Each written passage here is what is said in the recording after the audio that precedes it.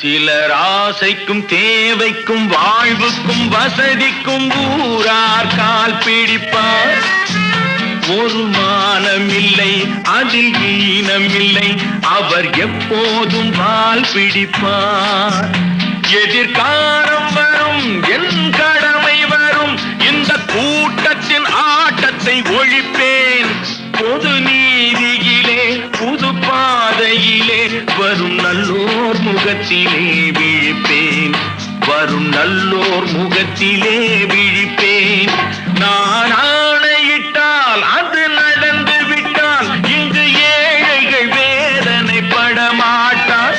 உயிர் உள்ளவரை ஒரு துன்பமில்லை, அவர் கண்ணீர் கடலிலே விழமாட்டார். அவர் கண்ணீர் கடல்